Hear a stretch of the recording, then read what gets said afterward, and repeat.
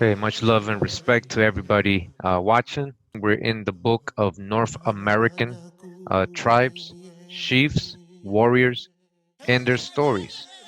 All right, it says portraits 200 years after colonization, circa 1800s, at the North American Aboriginal Society.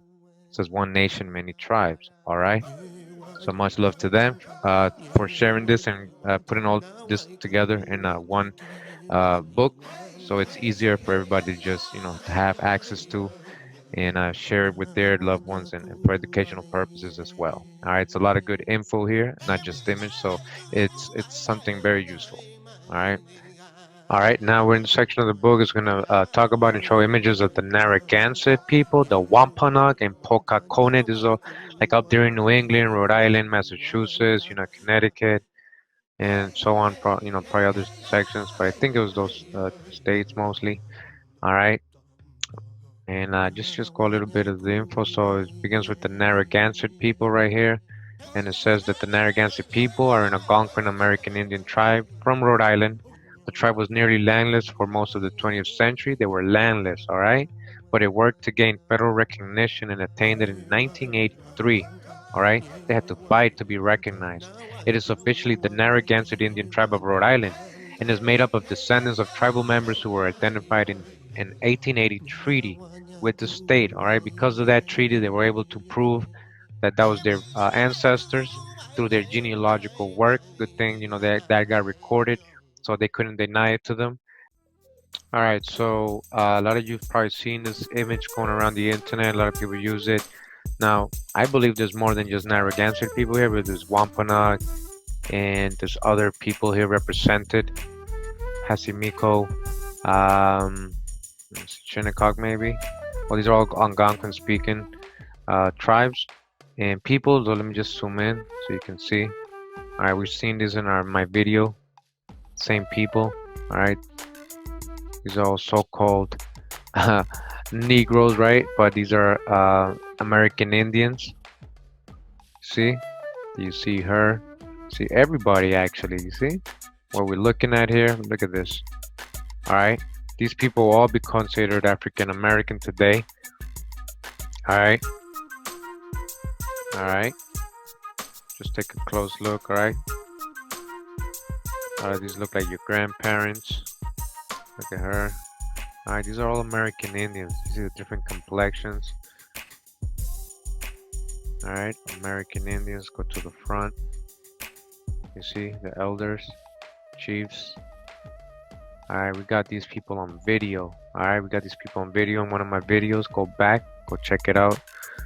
A real American story. All right, you see these New England Indians. You see, these are all Indians. All right. Not Negroes, not black, not African Americans, not mixed with slaves. These are all Indians. These are 100% Indians, all right, of New England, all right. These are all Indians, all right, all Indians. That's your own hijack, all right. These are not mixed with African. These are not Africans. All right, Africans didn't come over here and colonize the Americas. All right, there was already aboriginal so-called Negro people here that did not come out of Africa. They've been here since creation. America is the true old world. All right, you're new to my channel, go back to my old videos. All right, if you're gonna leave opinions and statements, make sure you're able to back them up. All right, make sure you bring some proof. All right, to us so we can verify. All right. These are not African Americans, these are aboriginals of America. Alright, from New England. Alright. Just don't want to go through this picture too fast. I want you to go ahead and see. You can see what we're seeing here, alright? Just looks like a lot of your family members here. Alright.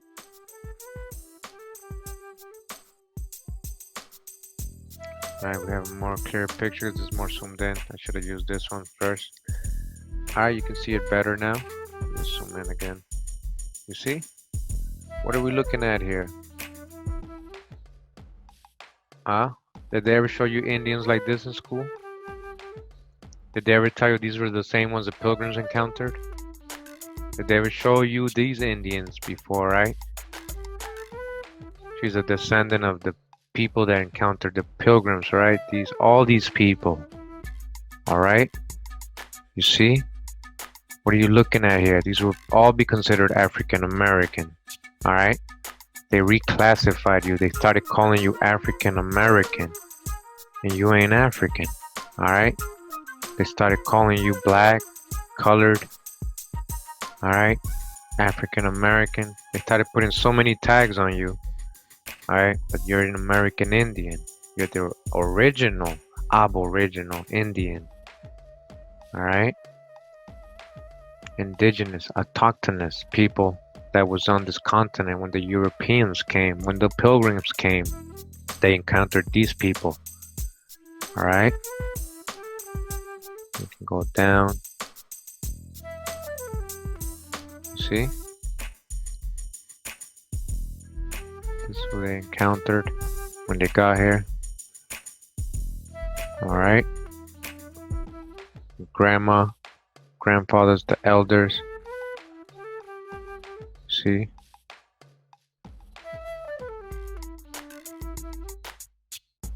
Some more over here. Alright. I believe we're going to talk about them too. The hat. Alright, we're going to show who he is, his family right here. We're talking about Chief Cisco. Alright, Chief Cisco.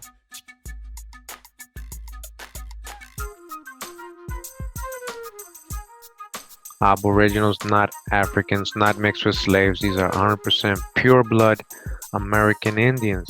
Alright, Massachusetts, New England area. Alright.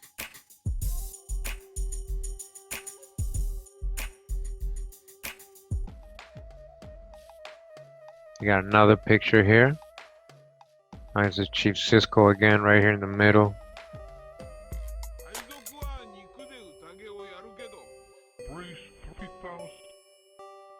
Just zoom in. See that? American Indians. Chief Cisco.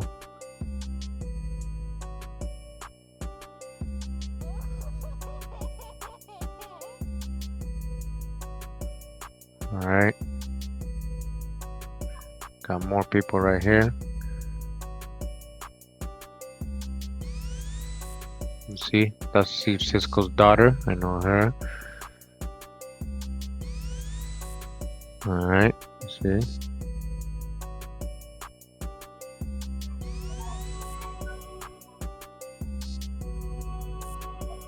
So again, it says members of the Algonquin Council of New England on the steps of the Museum of Natural History at Roger Williams Park in Providence, Rhode Island, 1924. So were they in exhibition? Again, Chief Cisco. Get a good look at Chief Cisco. They say he was the last pure Indian. Chief James Lemuel Cisco, Nipmuc, Hassanamisco. Alright, we're going to talk about that. We're going to show a little more images of the Hassanamisco, Algonquin 1920. Alright. It says Narragansett and Nipmuc group on the Hassanamisco Reservation in South Grafton, Massachusetts. Alright. Narragansett and Nipmuc. Alright. They're part of the Nipmuc group, the Hassanamisco Reservation. South Grafton, Massachusetts. Alright, these are suburbs now. Alright, back row says Bertha Perry, Narragansett, Miss Annie Perry Farrow, Narragansett, Miss Sarah Cisco Sullivan, Chief Sunset or Edward Mishade, Narragansett. Alright, Miss Minnie Babcock Steele, Narragansett, Miss Eunice Prophet Perry, Narragansett, and then in the front row we have Barbara Farrow, Narragansett, and Chief James Lemuel Cisco, Nipmuc. Alright. Let me close in. We've seen this image a lot, right? I've posted it a lot, used it in my videos a lot. Alright, Narragansett, Nipmuc people. Hassanamisco. Alright. Elder right here, Aboriginal. Do you remember who you are? Fringed out. They got their fringes on, their attire. Alright. Real American Indians who the pilgrims encountered. Did they ever show you an Indian like this in school? And there's more info. It says last of the Hassanamisco tribe of the Indian. Dad, it says, see? They said he was the last one. But what about his descendants? It says Chief James L. Cisco. Chief Cisco dies in Grafton home. That was from a newspaper article. I had another article on this. Alright. Again, this is from a newspaper article in Massachusetts talking about the last Hassanamisco Indian, and he's a so-called Negro, right? Pure blood. Chief James L. Cisco. You know, there's a person hearing me right now. I believe he's a descendant of this chief. So respects to you. I let everybody know about your ancestors right now. It says, note, not the last of the Hassanamisco Indians. Chief Cisco passed away November 16, 1931. Alright? Rest in power, man. Rest in power. So he's not the last. No, you're still here. It's basically what the author's letting you know. You're still here. They're always trying to say, oh, the last Indian died. Oh, another the last Indians. No, you're still here. Alright, again, just more images here. Let me just zoom in. Same people. Alright, you see that? He's chilling, smiling. Alright.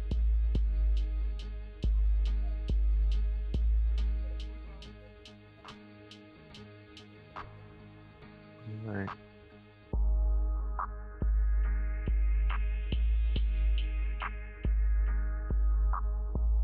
American copper colored tribes of America.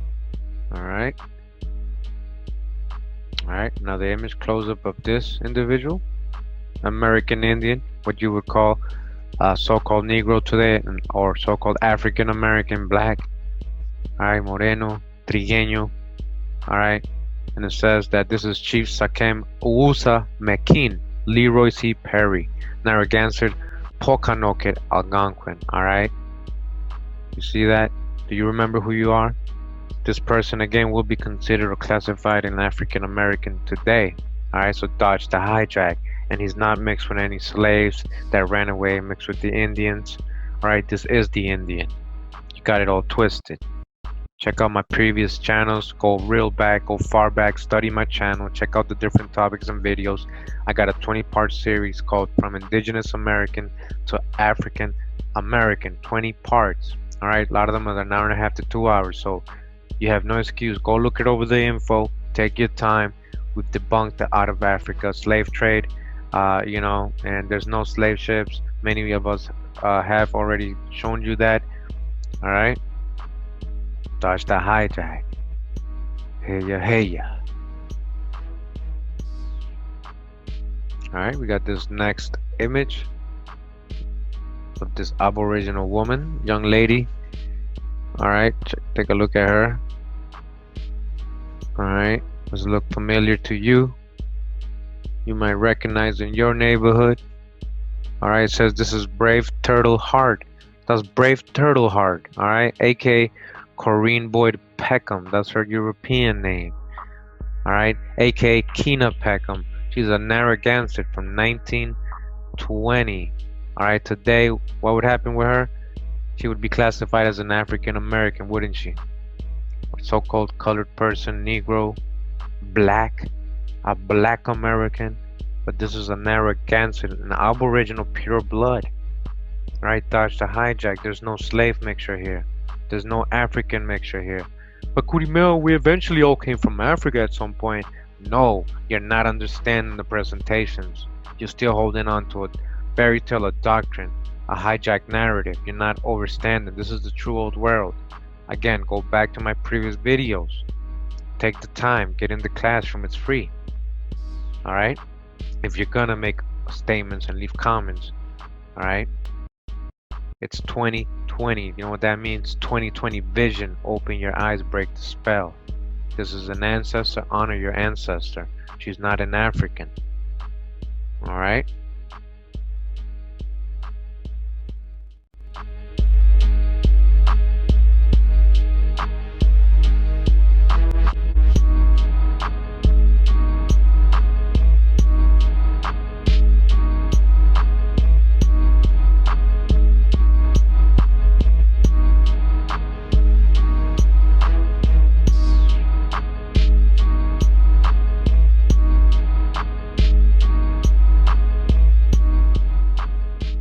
All right, so we're gonna go into the Narragansett, see some of their images and stuff, and we've already shown a lot in my Instagram page and past videos, and also in one of the last videos I did, I showed a lot of videos, from them and their story. All right, so I found this article from the Duke University Press. This is from Ethnohistory, Volume 44, Number 3, from 1997, between pages 433 and 462. By Ruth Wallace Hernan and Ella Wilcox Secatau. All right, and this is where you can find this again. Duke University Press. All right, fair use. It says the right to a name, the Narragansett people and Rhode Island officials in the Revolutionary era. All right, and it says here abstract. Now pay attention to this. It says drawn on oral tribal history and written down records, we argue that an oppositional relationship existed between native people and Rhode Island town leaders, all right? In the latter half of the 18th century, authorities viewed native people most often as the poor of the town, all right? The natives were the poor of the town, whose lives required official management, public housing, Section 8. Food stands? What do you mean? Required official management. Further, these officials designated native people as Negro or Black in the written record, preparing the way for tribal extinction. All right? Again, where are we? We've got two people here from the University of Toledo, and the other one is a Narragansett person herself, all right? This is a Ethnology Volume 444. Again, what was going on? They were designating native people or aboriginals as Negro or Black. All right, we've seen that in the census. We know what Walter Plecker did. We know even before Walter Plecker what they were doing. All right. You see what they doing to these people, all right? This is real history right here. These ain't Africans, but I bet you're calling them African American today. These same people, if you saw them in the street, all right? But these officials, right? These people reclassified these people as Negro or Black in the written record. They were preparing the way for tribal extinction. They were trying to raise you, confederate against you, erase your name from being a nation. Erase your name from being a nation, Psalms 83. Native people, in contrast, often maintained a sense of their identity, understood the local government sometimes conflicted with their own best interest, and maneuvered around the system to their own advantage. All right? Continuing, says in 1675, in the heat of a regional war with native people, New England colonists killed hundreds of the Narragansett. All right, who's the Narragansett? Same people they're classifying as Negro or Black. They're killing Negro people, Black people, so-called Black, so-called Negro. But in this region, they were killing Narragansett, aboriginals. All right, hundreds of them, thousands, uninvolved in the war at that point, in an unprovoked attack on one of their winter camps located in Great Swamp in South Kingston, Rhode Island, Kingstown. 200 years later, in 1880, the Rhode Island State Legislature, without federal approval, declared the Narragansett people extinct. You see what they said? They said you went extinct. Your people up there in Rhode Island. See? Paper genocide, right?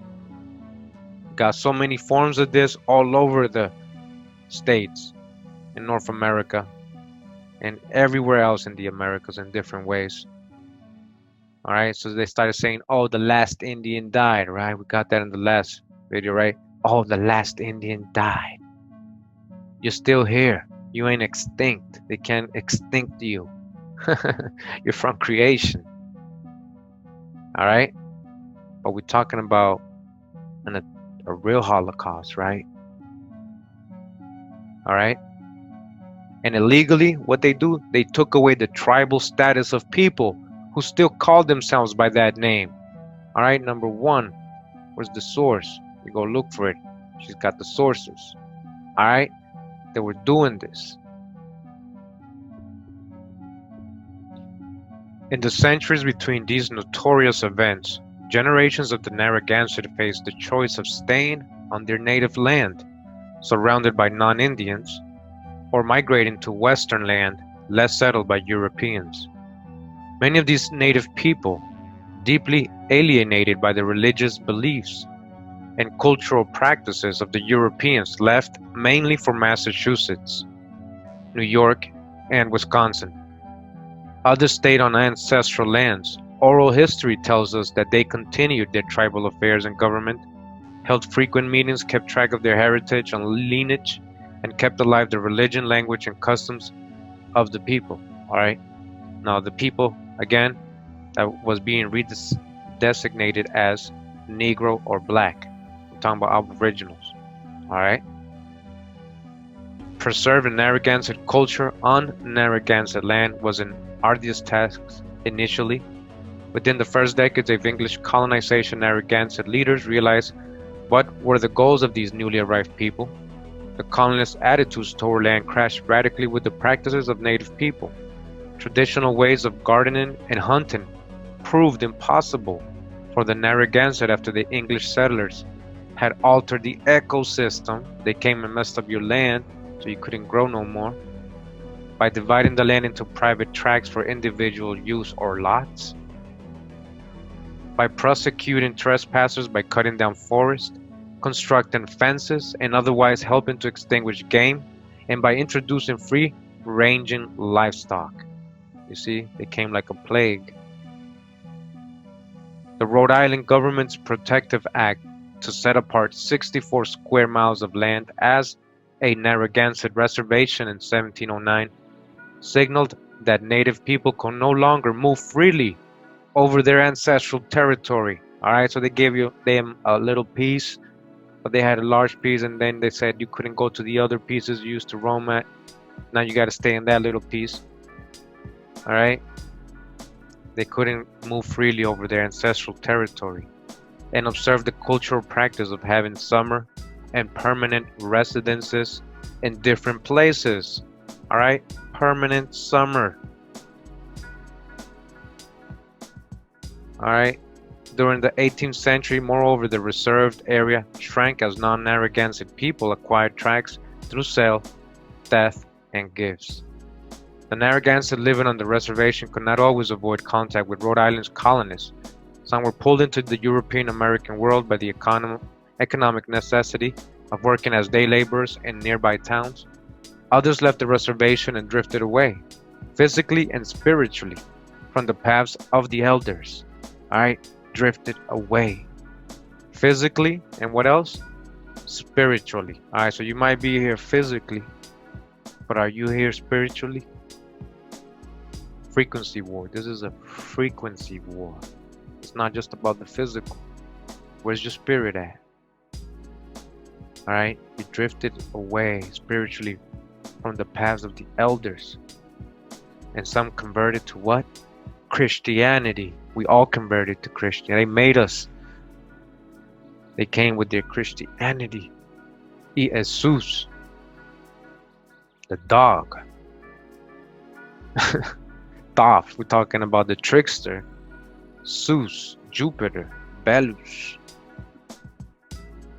Alright. Some married non-Indians and merged into the cultures of European and African Americans. Dodge the hijack. Some prisoners at the end of the 1675-76 conflict, or trapped in debt to Rhode Islanders, became bound servants. Became what? Bound servants, not slaves. 1600s. They became what? Bound servants. And who are they again? People that they were reclassifying, redesignated as Negro or Black. They're talking about aboriginals. All right. who became bound servants, indentured servants. All right, slavery is not what you thought. 2, and thus members of the English households. All right. Oral tradition tells us that many native family and clan names disappeared as local officials attached English names to Narragansett people who were indebted or bound to colonists. All right, they lost track of your ancestry. They say, right? They did that on purpose. Once you were indebted or bound to colonists, they gave you English names. They gave you English names. They baptized you English names. Did that all over the Americas. They gave us Spanish names. All right, you're an indentured servant. Overstand, contract, bound. There was a contract, a service you were providing. So things seemed to outsiders, but tribal history passed down orally from generation to generation informs us that hardship and oppression strengthened the resolve of many Narragansett to maintain traditional ways. The majority of the Narragansett on or around the reservation did not convert to Christianity. All right, and those who did usually moved away from Rhode Island. Many native people whom outsiders counted as converts were actually struggling to coexist with the English. These Narragansett presented themselves in ways that won the approval of outside observers and authorities, but in their own confines they continued to practice the cultural ways of the ancients. Not until the illegal detribalization of 1880 did true conversions begin in some Narragansett families. All right, so this is a very good article. Again, it's called The Right to a Name, the Narragansett People and Rhode Island Officials in the Revolutionary Era. All right, very scholarly article from Ethnology. All right, Ethnohistory, volume 44. All right, let's just go back to the source right here, just so you can see. Ethnohistory, volume 44, number 3, from 1997, pages 433 to 468. All right. And just want to show you, I'm not going to read, but I just want to show you something real quick. So get a reference of what, it goes into. Look at this chart right here. Now it says Table 1, Public Indentures of Children in Rhode Island, 1750 to 1800, all right? So again, what? Public indentures, and indentures, a contract, all right? This is not slavery, how they told us. The root Alex Haley story, that's fiction, that was plagiarized. Break the spell, all right? So now look at this, total indentures. Now they got native and then all, right? So total indentures 98, aboriginals they say, or native, Narragansett I guess. And then the rest, 712 of the rest. Who's the rest? All right. Now look at down here, it says average age of freedom, male, 21, and native, and then 21 who? Whites. And those, so all contains whites too, or black Europeans as well. All right, so not just so-called black or Negro people. Remember, these people got redesignated or reclassified as black or Negro. So not all, only them were servants or indentured servants. There was also whites, pale faces, whites, or even this could be status. There were just a lot of people were being classified as white that weren't. But either way, we're talking about that there was pale-faced Europeans as indentured servants, children, a lot of children they were bringing over here. All right. And let me just get a little example here. It says right under this says in training, it says Josh Smith contracted to teach Peter Norton, a poor musty boy, mestizo musty boy, the copper's trade. But he also promised that Norton would learn to read. All right, so he got indentured so he can trade in copper. Right, there was a specific service they were getting him for, but then they also said he might be able to learn how to read and write and keep common book accounts. So they were going to also invest in him to learn to read and write so he can be like an accountant for them. So as town leaders expected indentured servitude to prepare poor children for independent adulthood. You understand? These weren't slave kids for, chattel All right, they were preparing them to be servicemen as well as in their adulthood, or independent adulthood. But these were indentured servants, poor children. They were preparing, all right, giving them trades, contracts. They were providing service. Whether or not masters always fulfilled their obligations to the children is another question, and that's what we've been trying to break down. I hope you saw my recap yesterday. Their contracts were not being met. They're indenture. So again, they're telling you right here, Ethno History, Volume 44. Whether or not masters always fulfilled their obligations to the children is another question. All right, they weren't letting you go. They weren't meeting their contract, their indenture. Oral history tells us that many native people emerged from indenture without literacy skills. All right, they weren't even preparing them. All right, so indenture. Now look, where's the black in this, right? So what we're saying, all who? Native, all, and then you see whites here. So what do it's all the same. Just to continue a little bit with Chief Cisco and his family in the tribe Hassanamisco, Massachusetts. I found this article way back. It's called Contested Places, The History and Meaning of Hassanamisco by Donna Ray Gould, PhD, University of Connecticut, 2010. And it just says a little bit here. This study focuses on the cultural landscape in southern New England, the Hassanamisco Reservation in Cisco Homestead in Grafton, Massachusetts. I demonstrate how this place is a significant location to be studied and recognized as a cultural landscape important to the region's history. Very important to the region's history, all right? And it says that this is, again, the University of Connecticut. It's a dissertation submitted in partial fulfillment of the requirements for the degree of Doctor of Philosophy at the University of Connecticut, all right? So she put in her work and research behind this. All right, so I went down to where it says Chapter 1, Introduction, and it has this image right here. All right, we already got Chief Cisco right here, all the way to the left. I believe his daughter, we've seen her in a lot of different pictures as well. All right, and I think he's also his son. Let me just see, it tells us right here. So it says, Figure 1, 2 generations of the Cisco family posed around 1930 at a gathering.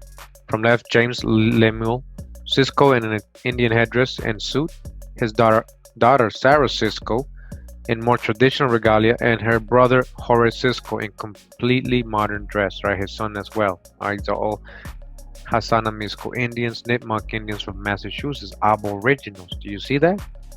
Today, these people will be called African American or so-called black. Or they'll say, well, they have to be mixed with Africans and slaves or something, because look at them.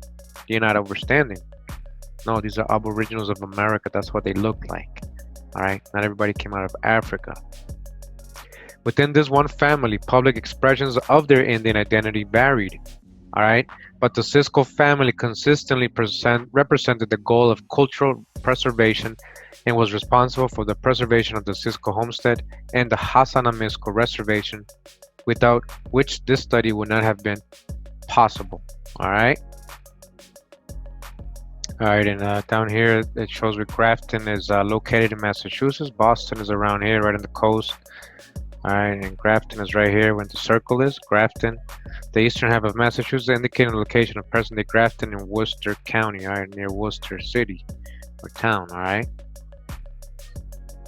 All right, further down in the this article, page like 120, it says the Hassanamisco Reservation. Walking towards like a flyer or a poster. It says the Hassanamisco Reservation is the country's smallest American Indian reservation, encompassing 3.5 acres in Grafton, Massachusetts. It is the remnant of the original Hassanamisco praying plantation, praying Indians, right? Nipmuc, established by the Reverend John Eliot. All right, John Eliot, remember John Eliot in 1649 to convert the local Indians. These are the descendants of those same people John Eliot had. These were so-called Negroes. You just saw Mr. Cisco, right? So this is basically what was left over, all right, from the original Hassanamisco praying plantation. John Eliot, who wrote the first Bible in the Americas, it was written in Algonquin, in the Algonquin language. It wasn't written in English, Spanish, or any other language. The first Bible made here was in Algonquin, because they were trying to they were trying to convert your ancestors into Christianity, all right? A lot of the stories they knew, so they were like, oh man, makes sense. And they help, John Eliot would preach to them and all that. Now it says the walking tour tells the story of this land and its people. All right, too bad we can't zoom into this. So it says at home with the Ciscos, all right, the Ciscos, right, the ones who founded this and were able to maintain this land and establish a reservation, right. This is what this article talks about. All right. So I want to show you this other image right here. This is actually from the 1930 Worcester Telegram newspaper. It says an article provides one example of recognition by outsiders of the historical significance of the last piece of Indian land in Grafton and the Cisco homestead. All right. So it says here, last of Indian tribe clings to tribal home. All right. Let me see if I can zoom in. All right. You see that? James Cisco. What is that? Who is that? That's Chief Cisco. All right. So-called Negro, right? He clings on to the last remaining land in Grafton, right? It says here that the homestead and reservation represent a cultural landscape that has survived over the centuries despite the Euro-American settlements all around it, creating a place distinct and different from its surroundings. All right, so they were trying to hold on to this piece of land for so many years. All right, so make sure you know the story of how Sarah Cisco, his daughter, fought and all that, and all these people to preserve this reservation. Got another article here. It says another Worcester newspaper article from 1948 also demonstrates that outsiders, much like the Ciscos, understood that the Hassanamisco reservation was significant because it represented the final piece of land never owned by the white man. A final piece of land never owned by the white man was owned and still is owned by so-called aboriginals right now. All right, can you say that about any other part in the States? Well, in this region, this is one of those parts that was never owned. All right, these were never Africans. These were aboriginals who owned this land. All right, Nipmuc Indians that were there since ancient times. And it says here, last Indian in Grafton lives on land never owned by white man. Never owned by a white man. All right, never owned by a white man. It says further down here, it says, despite the many meanings and uses that the homestead and reservation have had over the centuries, we're talking about the name Hassanamisco, because of its endurance, this place is one of the most important physical elements of Nipmuc history and culture to survive today. It is where newly born tribal members receive their name each year, where forgiveness prevails at the annual Strawberry Moon gathering each June, where the Thanksgiving holiday, in quotes, is remembered with solemnity, and 3 days of gathering by Indians from all over Massachusetts, and where Nipmuc people continue to teach outsiders about their heritage. Above all, this place is a type of living memory, a Nipmuc culture, serving as a mnemonic device to the many that use, interpret, debate, and deny it as a symbol of Nipmuc presence on the landscape. All right. All right, so now in this part of the article, they're talking about this, how they were like messing up history by putting false information about the Indians and who they were and what they were mixed with and all this other stuff. This is one of them, says report to the governor and council concerning the Indians of the Commonwealth under the Act of April 6, 1859 by John Milton Earl. So it's called the Earl Report. It says, in addition to defining what Indians should look and act like, Earl also identified foreigners, all right, whom he defined as one not an Indian, all right, but also knows that the Indian sense of this term is one not native of the plantation, all right. So they're not talking about people who are not Indians; they just mean not Indians from that specific place, or not of this plantation, or of one of the kindred tribes. Foreigners, according to Earl, were either non-Indians living in Indian households or Indians not local to the tribe they were residing with, or Indians. They were also Indians, so any foreigner they were naming in these documents, they just meant an Indian not local to the tribe they were residing with. They were from another tribe. How Earl defined one of the kindred tribes remained unclear, but his definition of a non-local Indian as foreign demonstrated that he had little or no knowledge of the extensive intertribal kinship system that have existed throughout southern New England for at least centuries. Much like his racial stereotyping, Earl's definition of Indians according to Euro-American state boundaries further indicates that his understanding of Indian identity and relations was limited.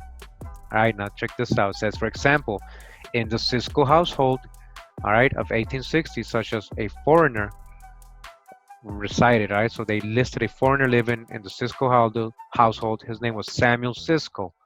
Earl defined him as a colored foreigner. He's a colored. What does that mean? We already know he's a Negro, right? Colored foreigner. Now we know already heard that foreigner could mean it's just an Indian that's just from another tribe. All right. And Cisco, we know the Cisco. All right, we're gonna read this right now. It says, and farmer living with his Hassanamisco wife Sarah Maria Cisco. All right. So he was living there. He's a colored guy, 40 years old at the time, and their 5 children, including 13-year-old James Lemuel Cisco. All right. Sarah was the owner of their property, half acres with a small house, believed to be all the real estate in Massachusetts belonging to the tribe. Despite Earl's classification of Samuel Cisco as a foreigner, and they're leaving out the colored part, marriages, especially among Indians, were often the result of long-standing connections, especially among Indians. They were all Indians. This colored guy they were naming, he was an Indian. All right, between families and tribes that continued throughout the 19th century and up through the present. In the Cisco homestead, Samuel Cisco provided a connection to the Narragansett ancestry acknowledged generations later by his great-granddaughter Sarah Cisco Bro. All right, he was a Narragansett. She was Hassanamisco Nipmuc, and he was a Narragansett. 2 Indian families. All right, and they call him a colored foreigner. All right, he's a Narragansett. We already know that they were so-called Negro, right? They were being classified as well as Black and Negro. All right. Earl's classification of Indians such as Samuel Cisco as foreigners, just as with his miscellaneous classification, has created historical documentation of Indian populations by non-native that also define boundaries native people did not necessarily have or recognize. Alright, so that created some issues that was letting you know. Alright, we got another image here. I just wanted to show you. It says, last of her tribe. Miss Althea Hazard of the Hassanamisco Indians. She succumbs to long illness at Oxford. Believed that she was aged 105. You see, she lived to 105. And just real quick here, it says, what is thought to be the last of the Hassanamisco or Nipmuc tribe of Indians passed away today in the person of Miss Althea Hazard, who died shortly after midnight this morning. All right, that's the thing. So it says this is from 1903, obituary notice. So they keep saying the last, right? Which clearly announces her as the last tribe. They keep trying to erase you. They keep trying to say it's the last one. That's what the lady was saying in the other video. How every year they kept saying it's the last Indian died, the last Indian died. All right. Now it says here, the fact that Althea Hazard was closely connected to Mary Curtis Vickers and her family was an important piece of evidence in Nipmuc Nation's federal acknowledgement case. The connection between these families provides further evidence that the Vickers family maintained ties with other Nipmuc families, which is an important criteria for the federal acknowledgement review process. All right, this is a bit of side history there. Now I want to go down to this image right here. All right. Now that we got that in the other book, right? It says last of the Hassanamisco tribe of Indians dead. Another one, the last one, right? This is Chief Cisco from Grafton, Chief James L. Cisco. All right, it says the 1931 obituary notice of James Lemuel Cisco provides another example of how public documents perpetuated a discourse of disappearance about Nipmuc Indians in the 20th century. Paper genocide. They were trying to erase you, saying, yo, the last one died. This is a so-called Negro. You mean the last full-blood Indian was a Negro? So what do you mean? So, but I thought Negroes came from Africa. I thought people of color came from Africa. This is a full-blood Hassanamisco Nipmuc Indian.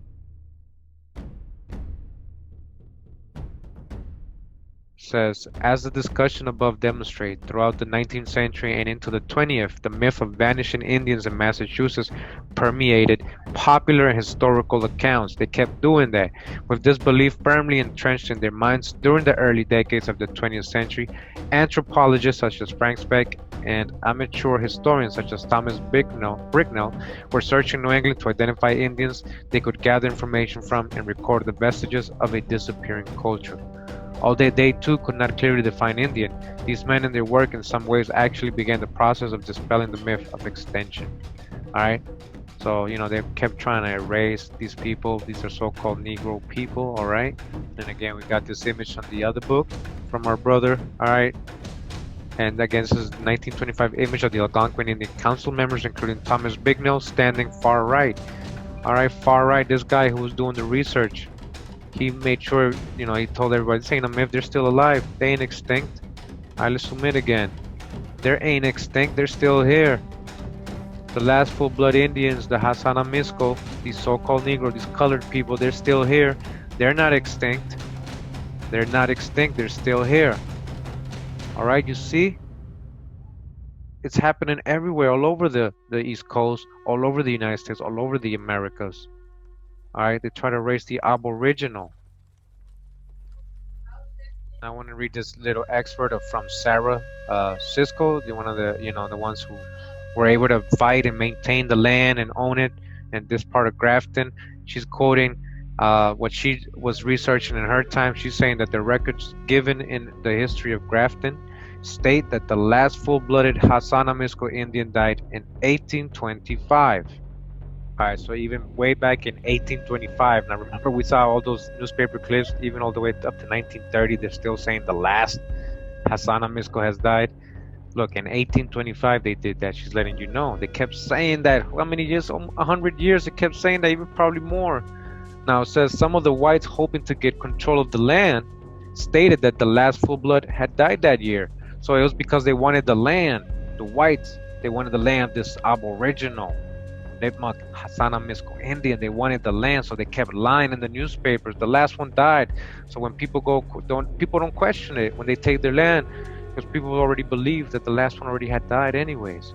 It says Harry Arnold, being tired of their wrangling with him over the land claim, let it go. That way, thinking that the people who were Indian knew who they were. At that time, of course, history never concerned him. Trustees of the tribe and agents empowered to conduct its affairs did, however, take for themselves several acres of the 4 square miles reserved for Indians, leaving the Indians in poor conditions as the years went by. And that was Speck, that was the guy here in the picture with them, right here all the way to the right. He reported that. All right. So, I mean, look how that is happening so much. They kept reporting and saying, the last Indian died, the last Indian died.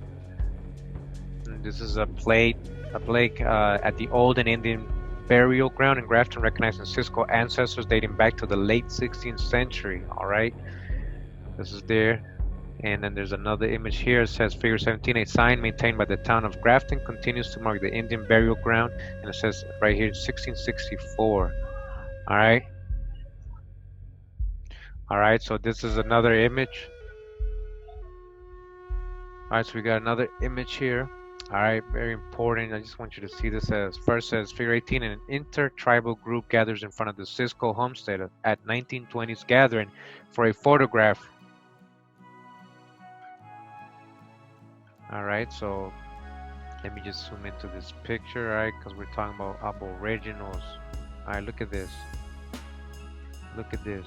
All right. I know the image, the quality is not that best, but these are all so-called Negroes. All right, all these people will be classified as African Americans. All right, wrongly classified as Black Negroes. All right, you see this image? All right, they were able to maintain their land for all those years. The only land never owned by a white man. It's right here in this part of Massachusetts, Grafton. All right, they were able to hold this little land and make a reservation out of it. You see? All right, I want you to see. Wake up, break the spell. These ain't mixed with Africans. These are original people of this part of the United States. We're talking about aboriginals from this part of the states. We're showing you aboriginals from all over.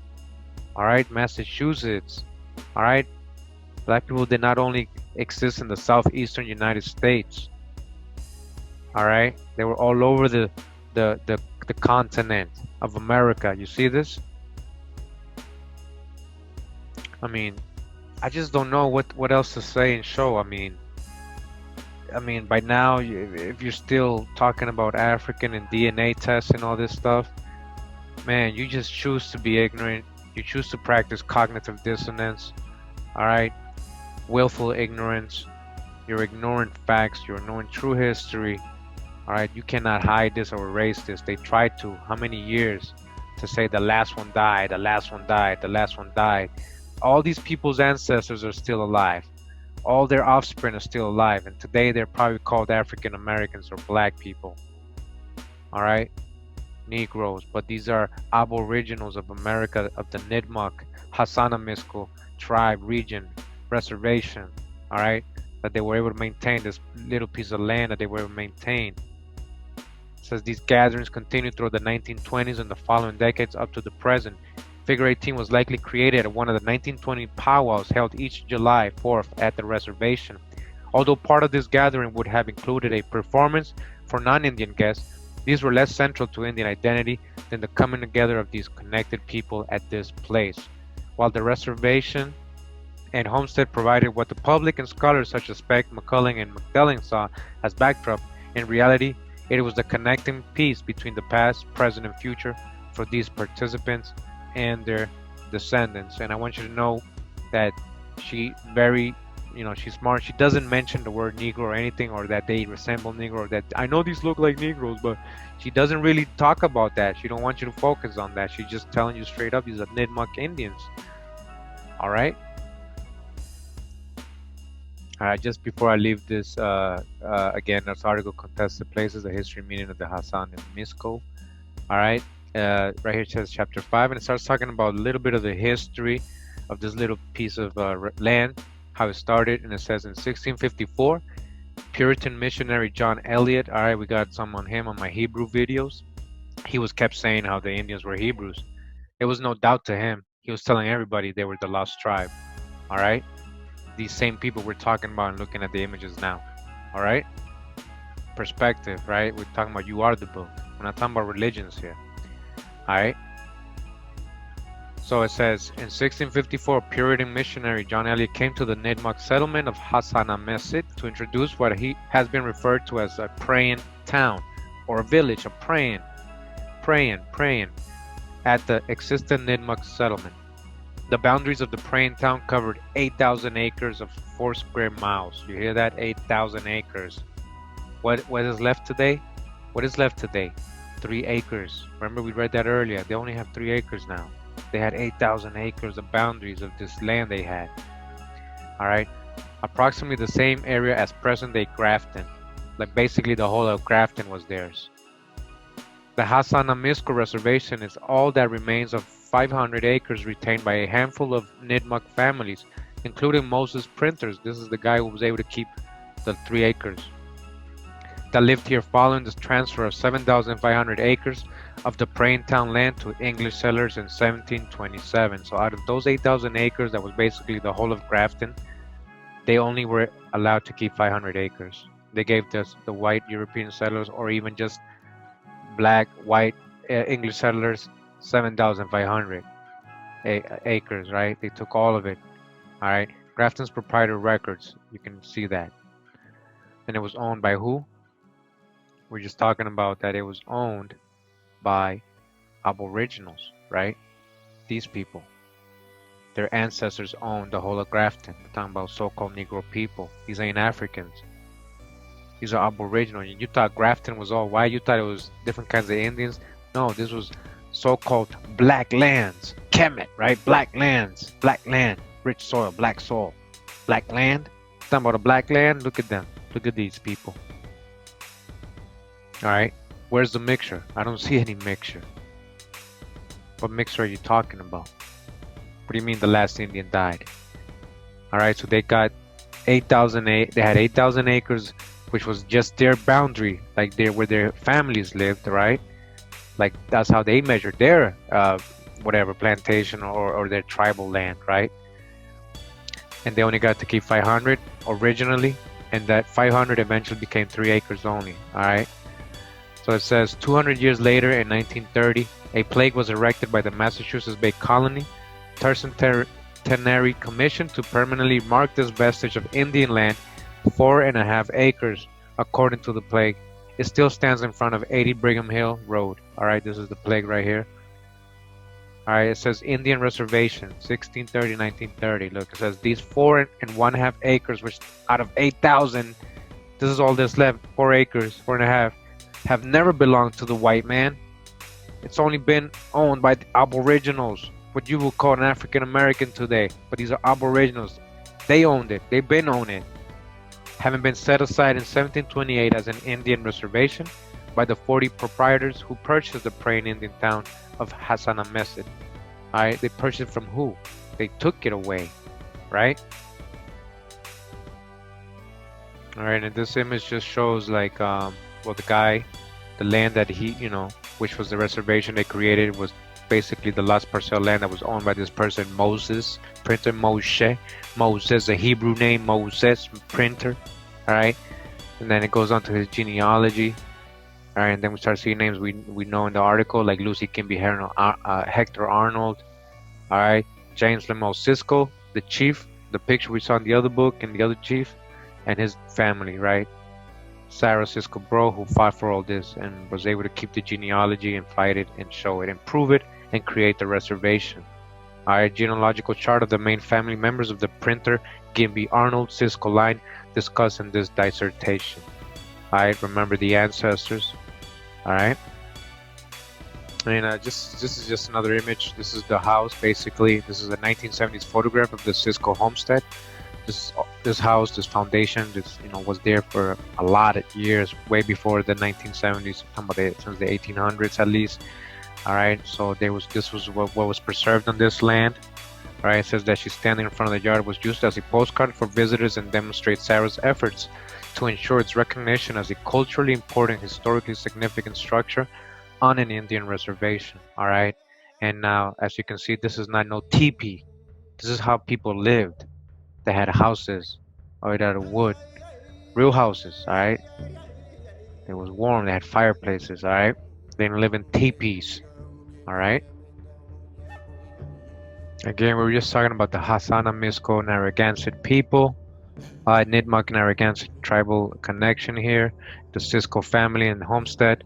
Talking about James Lemuel Cisco right here in the middle. His ancestry. That land was owned by them. It was never owned by a white man. These are the people. This is the story. All right, never forget.